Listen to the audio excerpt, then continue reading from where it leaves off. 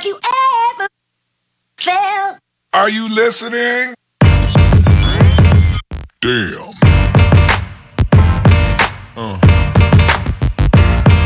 Yeah. Yeah. Yeah.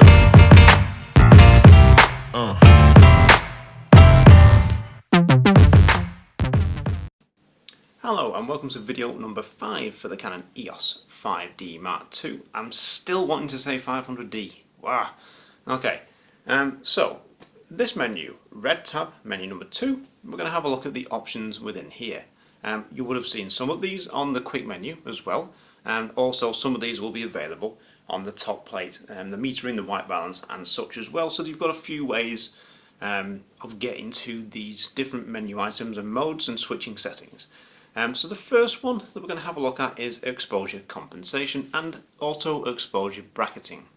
Now exposure compensation will only work in aperture priority, program mode, shutter priority and such. It will not work in manual because you're telling the camera what exposure to give or to record at, so it's not going to be able to change, or you're not going to want it to change at any time other than show you the exposure you've got dialed in. So what will work is the auto exposure bracketing here, where we can tell the camera to take a centered out exposure and plus 1/3 and 1 minus 1/3, or 2/3 difference, 1 stop and a third, 1 stop 2/3 and plus or minus 2 stops. Now in the more modern cameras you will probably see, now we're talking the likes of the 70D, 7D and upwards, they will have a larger range, maybe plus and minus 3 or plus and minus 5 stops in the auto exposure bracketing settings. That said, don't worry that this is limited to 2 stops, you can just manually bracket your exposures using manual. Problem solved. Okay, now if we were to go to aperture priority, here, go back into the menu, it's now going to be, okay, the exposure compensation on this rear dial here, okay, and we can tell it whatever exposure you think is right, give me 1 stop less, 1/3 stop more, 2 stops more, accordingly. And you would use this if you're shooting scene, say a bride in a white dress against a white wall, or a groom in a dark tux against a green tree line or bush. So you go in light scene to dark scene. The light scene, you're going to have to tell the camera to give you more exposure. Typically on the 5D2 it's plus 1 1/3 to plus 1 stop, that kind of area. Okay, or it's minus 1 to minus 1 1/3, maybe minus 2/3, depending on the scene. It differs a little bit, but that's generally what I use. So you're telling the camera, no, you're stupid, you need to give me less or you need to give me more. The camera sees the world in 18% grey. White isn't 18% grey, so it underexposes. Dark isn't 18% grey, so it overexposes, so we correct for that with exposure compensation. So we'll go back to the menu, and I'm actually going to kick it back to manual. And we can also change white balance as well. Now we've seen this already, okay? You have auto white balance, okay, up here. And you can also cycle through using these, or the front dial doesn't do anything until you get to the Kelvin value there, and you can actually change the manual Kelvin value, colour temperature, using that front roller wheel there. These lights, for example, are 5400 Kelvin rated video lights, so that's what it will be set on. That's what the 60D is set on currently. Okay, you can do custom white balance. We'll have a look at how to do a custom white balance later on. Okay, and you've got flash, fluorescent, it tells you the rough Kelvin value. Now all fluorescent lights will be different. There's such a broad range. The diffusion covers on the of the fluorescent lights in buildings can be new, can be old and yellow through smoking or just age. So it's going to shift a little bit.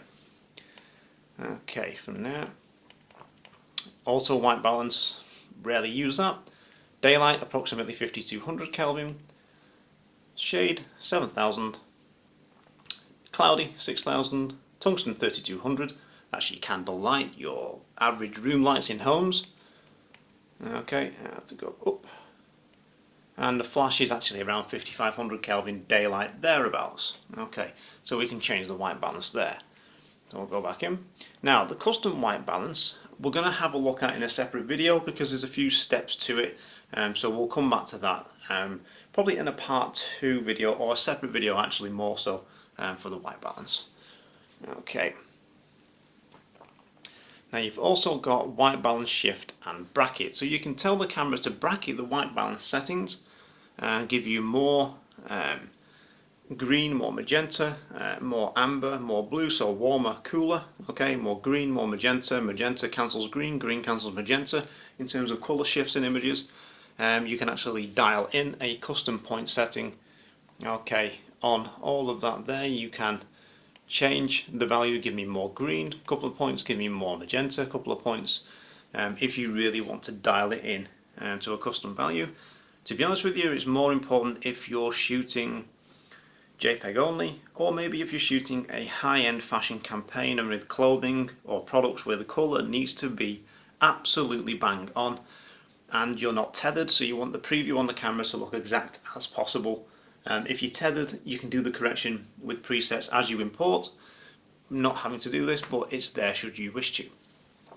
Okay, so colour space. Now, I'm probably going to touch on this on my other channel in more detail, but sRGB is the standard. It's what most monitors use, it's what most web browsers and devices use, mobiles, iPads, you name it.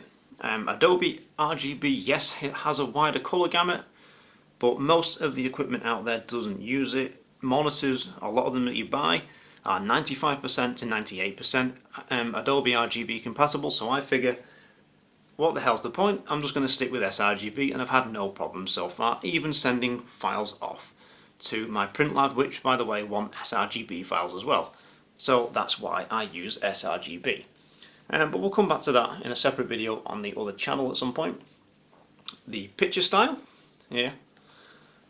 You can change the picture style and it confirms the settings, the contrast, brightness, the sharpness settings there, and of course you can go in and change details for each one there. If you want to create a custom picture style, you can also use Canon's separate picture style editor software to create a custom picture style. Some people do that for video. You can download custom presets or picture style presets for video work, and of course stills that people have created and put online, of course, because using that Canon software you can create it, save the file and offer it out for people to use, or of course download it to your Canon cameras should you wish to. So that's those. Now I don't really bother changing these things because I stick and live with standard and monochrome because it gives me an idea of what the image is going to look like later.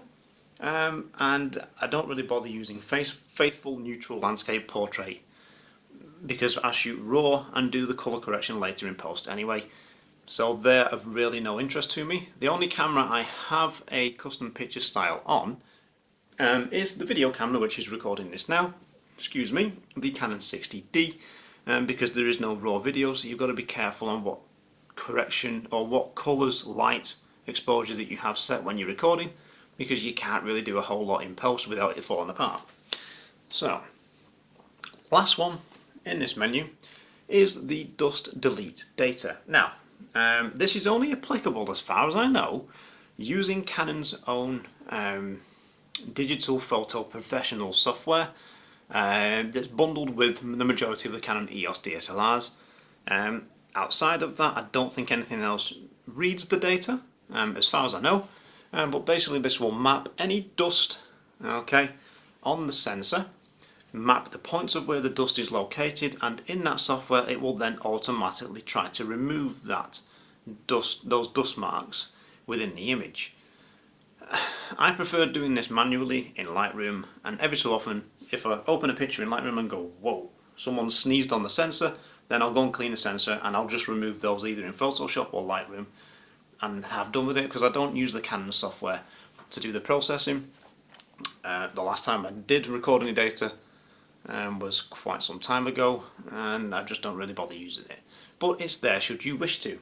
Okay, so that's the second shooting menu for video number 5. Of course, if you've got any questions, stick them in the comments below. I'll try and get to them as soon as I can. Again, don't forget to like, share and subscribe as well. And we'll see you in the next video.